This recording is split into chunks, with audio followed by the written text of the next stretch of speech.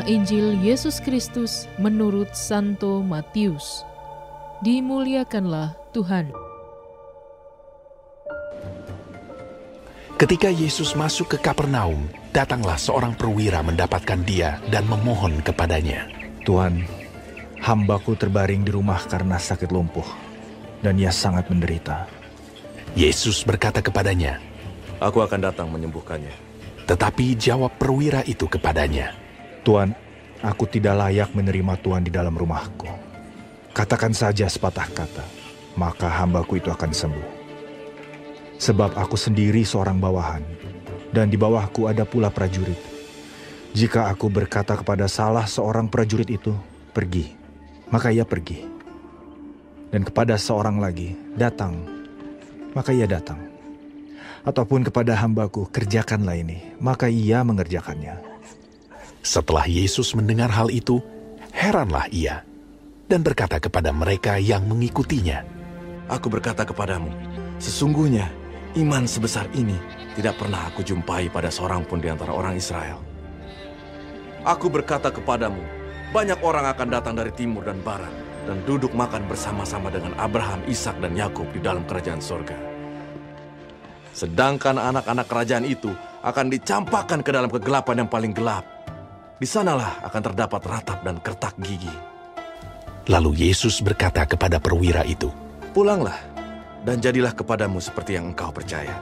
maka pada saat itu juga sembuhlah hambanya. Setibanya di rumah Petrus, Yesus pun melihat ibu mertua Petrus terbaring karena sakit demam. Maka dipegangnya tangan perempuan itu, lalu lenyaplah demamnya. Ia pun bangunlah dan melayani dia.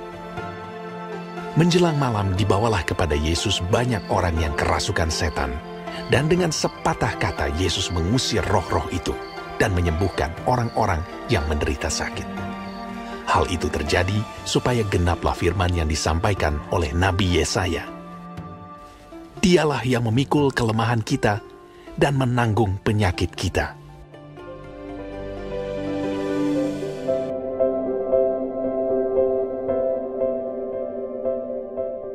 Renungan juga bisa Anda baca selengkapnya di Cafe Rohani edisi bulan ini. Dengarkan juga renungan ini di radio.karmelindomedia.com.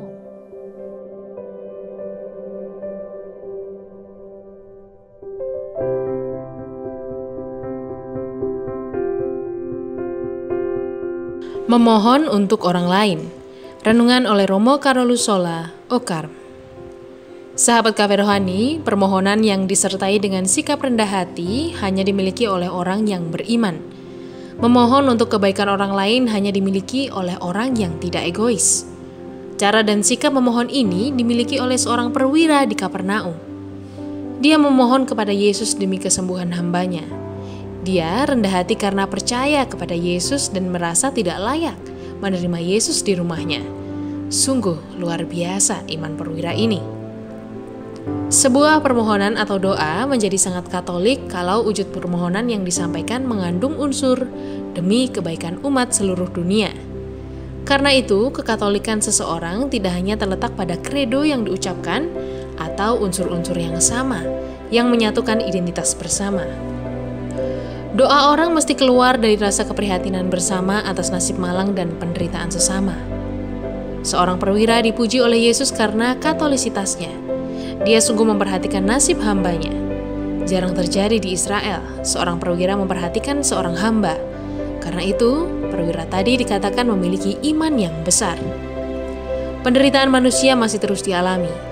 Penderitaan karena penyakit atau bencana akan terus dihadapi oleh manusia. Seorang perwira dan imannya tentu menjadi model yang tepat bagi manusia zaman ini. Keprihatinan bersama bisa diwujud nyatakan lewat tindakan memberi donasi dan berdoa bagi yang menderita. Dua-duanya akan memelihara iman kekatolikan kita dan mendatangkan rahmat bagi yang menderita. Hal-hal ini mudah untuk dilakukan kalau kita mampu menumbuhkan semangat kesatuan dalam iman, harap, dan cinta kepada Tuhan. Sejarah telah membuktikan bahwa panggilan kemanusiaan akan menjadi sangat kuat kalau kita didasari oleh iman, harap, dan cinta bersama. Tidak ada yang lebih berharga untuk dilakukan selain kita memohon atas nama pribadi dan gereja untuk kebaikan sesama. Selamat menikmati menu hari ini.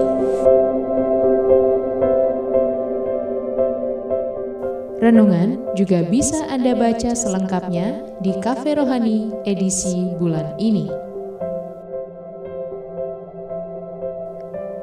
Dengarkan juga renungan ini di radio.karmelindomedia.com.